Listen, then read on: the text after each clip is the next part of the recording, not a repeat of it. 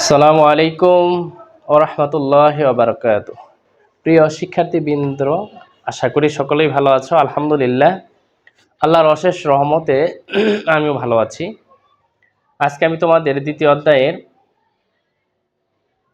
একটা সৃজনশীল এবং অনুশীলনী নিজে করি বহু নির্বাচনী প্রশ্ন এগুলো তোমাদেরকে করাবো। তো ইতিপূর্বে যে ক্লাসগুলো নিয়েছি, যদি কারো কোনো সমস্যা থাকে অবশ্যই আমাকে কমেন্টে জানাবে, আমি সেটা তোমাদেরকে সুন্দরভাবে বুঝিয়ে দেওয়ার চেষ্টা করব। তো এই পর্যায়ে বোর্ডে তোমরা দেখো যে আমরা লিখেছি সৃজনশীল এবং নিজে করি, এর উপর থেকে আমরা একটা ডাক লিখবো। 26 পৃষ্ঠায় ডাকটাকে লিখে নিচ্ছি তোমাদের বোঝার সুবিধার্থে।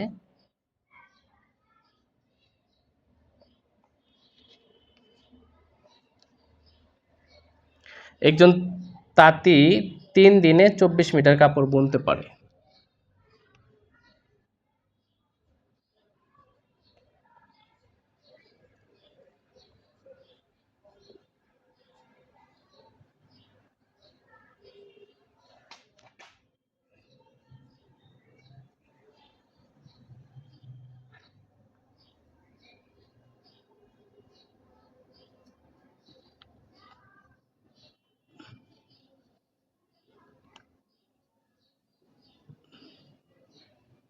এটা হচ্ছে ডাক। একজন তাঁতি 3 দিনে 24 মিটার কাপড় বুনতে পারে।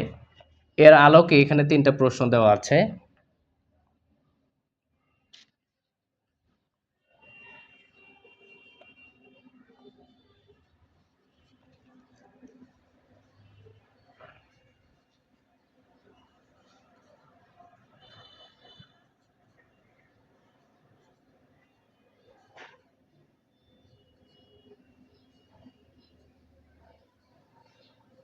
ছয় দিনে কত মিটার কাপড় বুনতে পারবেন? 2 নাম্বার দেওয়া আছে 32 দিনে 256 মিটার কাপড় বুনলে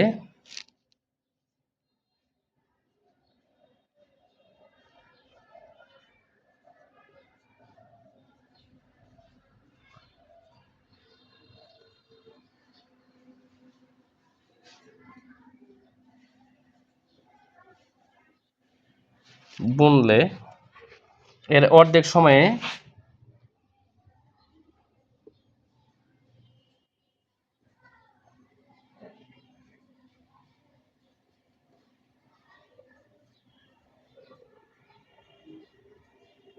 কত মিটার কাপড় বুনতে পারবে?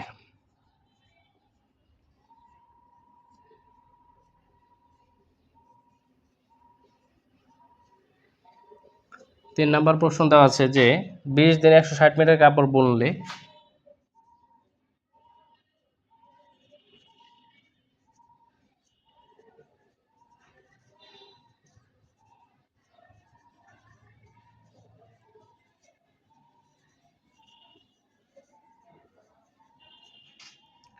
কাপড় বুনলে 5 দিনে কত মিটার কাপড় বুনতে পারবে?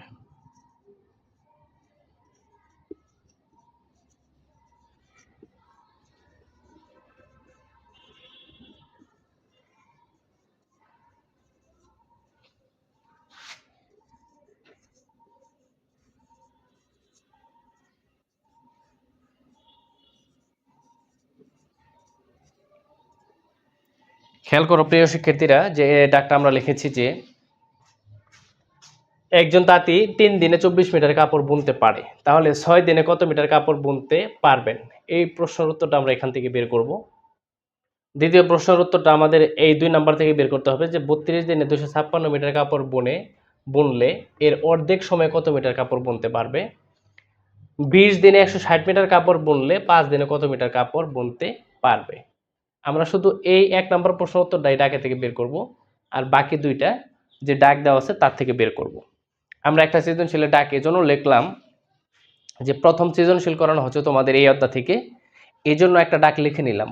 বাকিগুলো আমরা লিখবো না, বইয়ের থেকে তোমাদেরকে বুঝিয়ে দেওয়ার চেষ্টা করব। তো প্রথম ডাকটা আমরা দেখো যে আমরা ঐকিক নিয়ম করেছি গত ক্লাসে যে 6 দিনে একজন তাঁতি 3 দিনে 24 মিটার কাপড় বুনতে পারে। তাহলে 3 দিনে কাপড় বুনে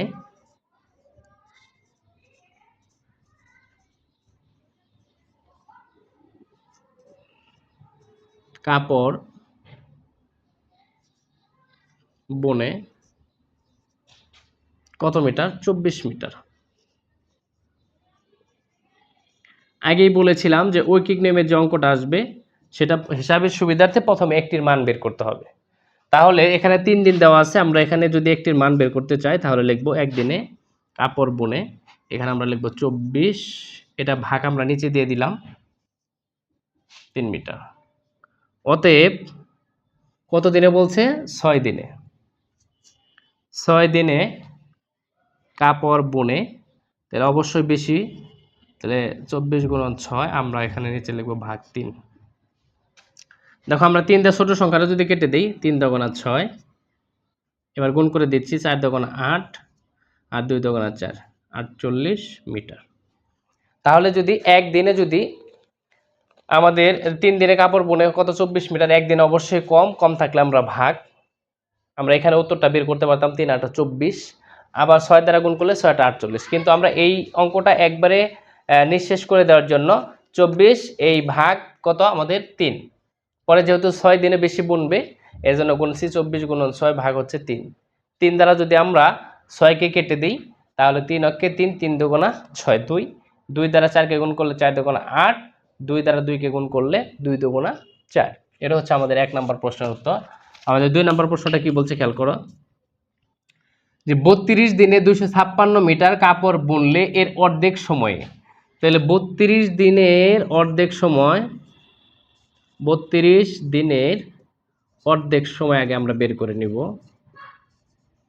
খেয়াল করো 32 দিনের অর্ধেক সময় কত? তাহলে আমরা এখানে লিখব 32, অর্ধেক মানে হচ্ছে ধরো এই একটা খুঁটি, এটাকে যদি আমরা মাঝখানে অর্ধেক করি তাহলে কয়টা খণ্ড হইল? 2টা। তাহলে এই 32 ভাগ হচ্ছে কত? 2 সমান সমান 16 দিন। 16 দুগুণা 32। বোঝাতে পেরেছি যে 32 দিনের অর্ধেক সময় হচ্ছে কত? 16 দিন। তাহলে 32 দিনে কাপড় বুনে 256 মিটার, লিখব 32 দিনে কাপড় বুনে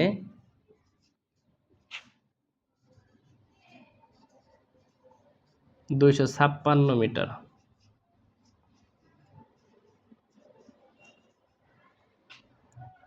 তাহলে আমরা একদিনের মান বের করব। একদিনে কাপড় বুনে 256, এতে ভাগ দেব আমরা হচ্ছে 32 মিটার।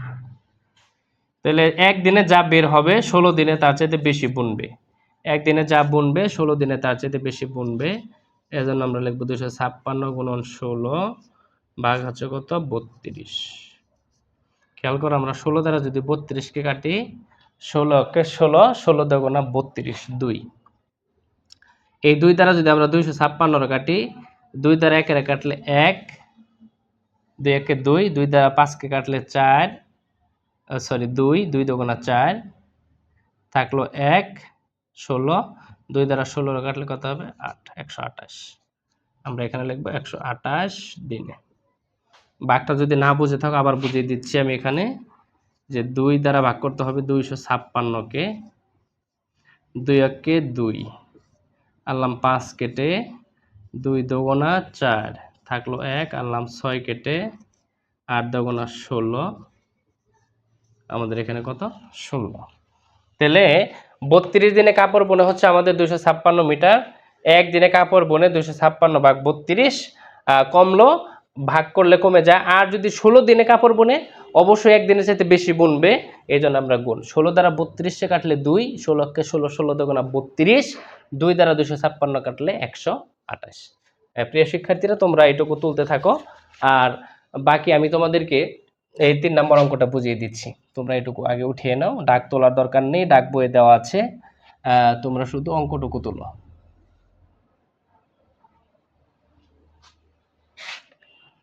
আমরা 3 নম্বর অঙ্কের উত্তরটা এখানে লিখি, দেখো পরে তোলো, আগে লেখা শেষ করে দিই।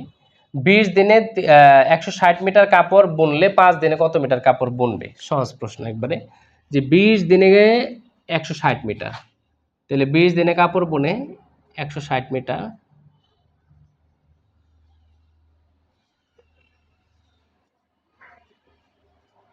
160 মিটার।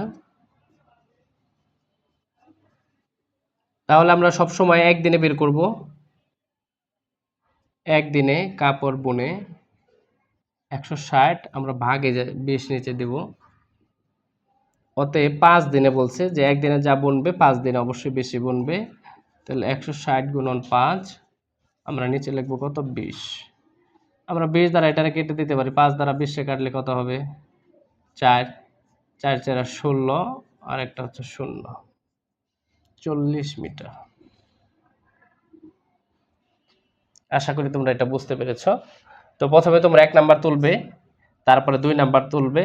নিচে জায়গা না থাকার কারণে আমি তোমাদের 3 নাম্বারটা উপরে লিখে দিলাম, তারপর 3 নাম্বারটা তুলবে। এই 3টা অঙ্ক তোমরা উঠাতে থাকো, আমি পরবর্তীতে তোমাদের কোনটা করাবো সেটা বের করছি। উঠে নাও।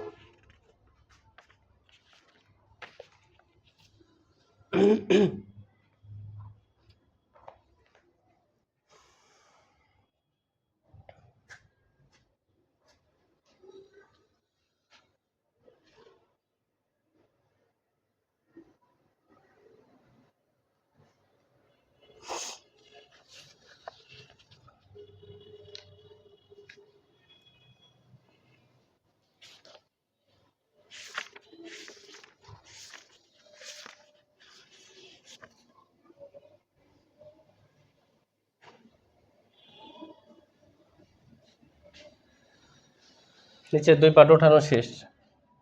আচ্ছা ওকে, 2 পাট ওঠানো শেষ, 2 পাশ মুছে দিলাম। এবার যে উপরেটা উঠাও, তারপরে আমি তোমাদেরকে নিজে করি যে অঙ্কগুলো আছে সেগুলো করে দেওয়ার চেষ্টা করতেছি।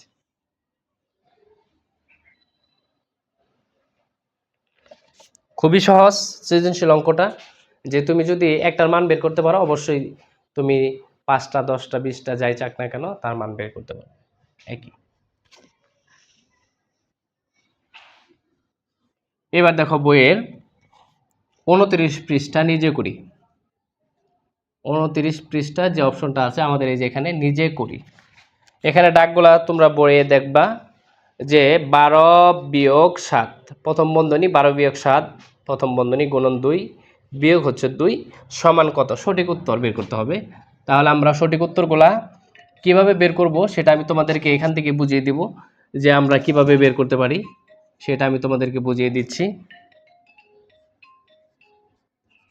এই যে একটা ডাক দেওয়া আছে, দেখো যে এটার মান বের করতে বলছে, যে 12-7 গুণন 2 ভাগ বিয়োগ 2। তো তোমরা জানো যে প্রথমে আমাদের প্রথম বন্ধনীর ভিতরে কাজ করতে হবে, প্রথম বন্ধনীর ভিতরে ভাগ গুণ যোগ বিয়োগ। তাহলে ভাগ নেই, গুণ নেই, যোগ নেই, আছে বিয়োগ।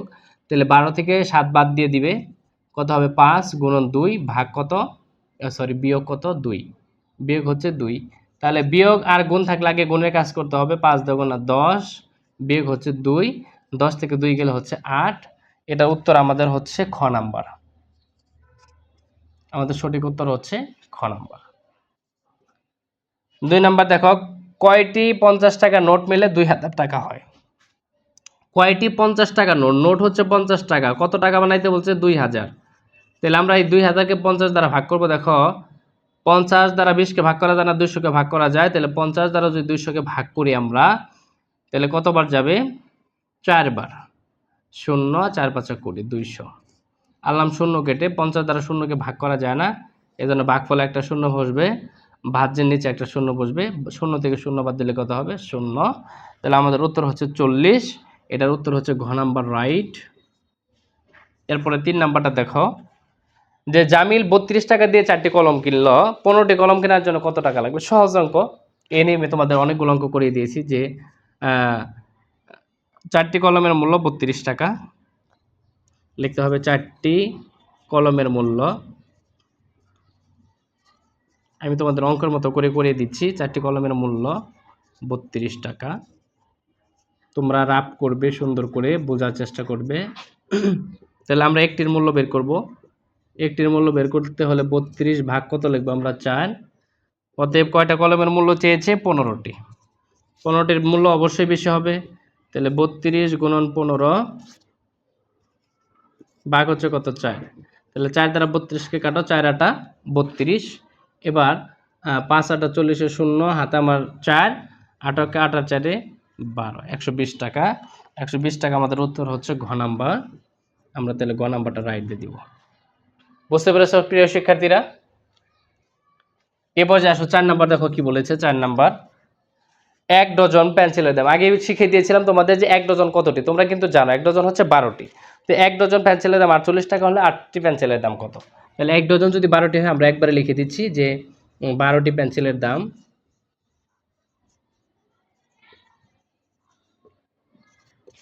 দাম 48 টাকা। তাহলে আমরা প্রথমে একটির মান বের করব, যে একটি পেন্সিলের দাম এই যে 48, এই ভাগটা আসবে নিচে। কতটি পেন্সিলের কথা বলেছে? এখানে বলেছে যে 8টি পেন্সিলের দাম, তাহলে 8টার দাম অবশ্যই বাড়বে। তাহলে 48 গুণন 8 ভাগ হচ্ছে 12। আমরা 12 দ্বারা যদি 48কে কাটি, 4 12 48 আর 4 এটা 32 টাকা। তাহলে আমরা পাইলাম যে 8টি পেন্সিলের দাম আমাদের কত? 32 টাকা। 32 টাকা, এটা উত্তর হচ্ছে আমাদের ঘ নাম্বার। ঘ নাম্বারটা আমাদের রাইট, তোমরা বইয়ে রাইট দিয়ে রাখবে। তাহলে যে 4টা বুঝালাম, আশা করি তোমাদের কোনো সমস্যা নেই। এরপর দেখো 5 নাম্বার কি বলছে, যে 334টি আম 15 জনের মধ্যে ভাগ করে দিলে কয়টি আম অবশিষ্ট থাকবে? ভাগ করার কথা বলছে, সুন্দর। তাহলে ভাগ করে দিবেন, 15 দ্বারা কত দ্বারা ভাগ করতে হবে? 334কে 15 30-এর মধ্যে যায় হচ্ছে 2 বার, 15 দোকানা 30 থাকলো 3, আনলাম 4 কেটে, আবার যায় 2 বার, 15 দোকানা 30 থাকলো 4। তাহলে কয়টি আম অবশিষ্ট থাকবে? 4টি। এটার উত্তর হচ্ছে আমাদের ক নাম্বার, 4টি আম অবশিষ্ট থাকবে। 6 নাম্বারটাকে বলছে যে মাতার বয়স কন্যার বয়সের 3 গুণ। কন্যার বয়স 15 বছর হলে 10 বছর পর মাতার বয়স কত হবে? খুবই সহজ অঙ্ক। কন্যার বয়স মাতার বয়সের 3 গুণ। কন্যার বয়স কত দেওয়া আছে? 15। তাহলে তার সাথে 3 গুণ হবে কত? 45। 3 15 45। মাতার বয়স যদি 45 হয়, 10 বছর পরে কত হবে? তার সাথে আমরা 10 বছর পরে হইলে যোগ, পরে বললে যোগ, তাহলে 55 বছর, আগে বললে বিয়োগ, পরে বললে যোগ, আগে বললে বিয়োগ। তাহলে আমাদের উত্তর হচ্ছে ঘ নাম্বার। এবার 7 নাম্বারটা দেখো।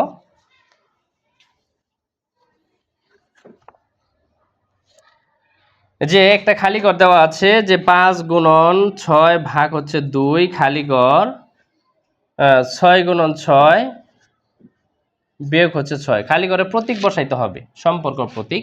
তাহলে আমরা এই 5টা আগে করে নিচ্ছি। দেখো ভাগের কাজ আগে করতে হবে। তাহলে 5 গুণন 2 দ্বারা যদি আমরা 6কে ভাগ করি 3, এটুকুর মান হচ্ছে আমাদের 15। আর এখানে আমরা খালি ঘর দিয়েও যেতে পারি, এইভাবেও করা যায়। এখানে বিয়োগের কাজ করতে হবে, 6 6 36 বিয়োগ হচ্ছে 6, গুণ করতে হবে আগে। তাহলে 6 6 36 বিয়োগ হচ্ছে 6। তাহলে 36 থেকে 6 বাদ দিলে কত থাকবে? 30। এবার দেখো যে 30 বড় না 15 বড়? অবশ্যই 30 বড়, তাহলে 30-এর দিকে হাঁ করে থাকবে। আশা করি প্রিয় শিক্ষার্থীরা তোমরা এটা বুঝতে পেরেছো। এ হচ্ছে আমাদের 7টা নিজে করি অঙ্ক সঠিক উত্তরে। আরেকটা আছে আমাদের লাস্ট, এটাই নাম্বার, যে খোলা বাক্যের উদাহরণ নিচের কোনটি? আগেই তোমাদেরকে আমি শিখিয়ে দিয়েছিলাম যে বাক্যে গাণিতিক বাক্য, গাণিতিক সংখ্যা ছাড়া অন্য কোনো চিহ্ন যদি ব্যবহৃত হয়, সেটা অক্ষর প্রতীক হতে পারে, তারপরে তোমার জ্যামিতিক চিহ্ন হতে পারে, বা ইংরেজি কোনো বর্ণ হতে পারে, অর্থাৎ গাণিতিক সংখ্যা ব্যতীত। গাণিতিক সংখ্যা ব্যতীত, ধরো এরকম আসলো ক, এরকম আসলো বর্গ, এরকম আসলো বৃত্ত, এরকম আসলো ত্রিভুজ, এরকম আসলো এরকম যদি গাণিতিক সংখ্যা ব্যতীত, যেমন 1 2 3 4 5 6 7 8 9 0, এগুলা ব্যতীত যদি কোনো প্রতীক কোনো বাক্যের মধ্যে ব্যবহার করা হয়ে থাকে, সেটাই হচ্ছে আমাদের খোলা বাক্য। খেয়াল করো, আমাদের একটাই খোলা বাক্য আছে এখানে, সেটা হচ্ছে খ নাম্বার। খ নাম্বার বলা আছে কত? যে ক গুণন 4 সমান হচ্ছে কত? 16। এই যে দেখো একটা প্রতীক আসছে, এই প্রতীকটার নাম হচ্ছে খোলা, এটা পুরো খোলা বাক্য। যে যদি এই প্রতীক যদি কোনো সংখ্যা বাক্যের মধ্যে থাকে, সেটা হচ্ছে অবশ্যই খোলা বাক্য। অর্থাৎ সংখ্যা প্রতীক বাদে, গাণিতিক প্রতীক বাদে, গাণিতিক সংখ্যা বাদে যদি অন্য কোনো প্রতীক যদি আমাদের কোনো বাক্যের মধ্যে থাকে, সেটাকে বলা হয় খোলা বাক্য। আশা করি প্রিয় শিক্ষার্থীরা তোমরা বুঝতে পেরেছো। আর বুঝতে যদি কোনো সমস্যা হয়ে থাকে, অবশ্যই আমাকে কমেন্টে জানাবে। আর আমাদের আজকের ক্লাস আমরা এই পর্যন্তই করব। পরবর্তী দিনে আমরা নিজে করে থেকে 2-3 নং এখান থেকে আমরা অঙ্ক শুরু করবো ইনশাল্লাহ। তো সবাই আমার এই ভিডিওটা দেখে যদি ভালো লাগে লাইক কমেন্ট এবং সাবস্ক্রাইব করে দেবে। ধন্যবাদ। আসসালামু আলাইকুম ওয়া রাহমাতুল্লাহি ওয়া বারাকাতুহু।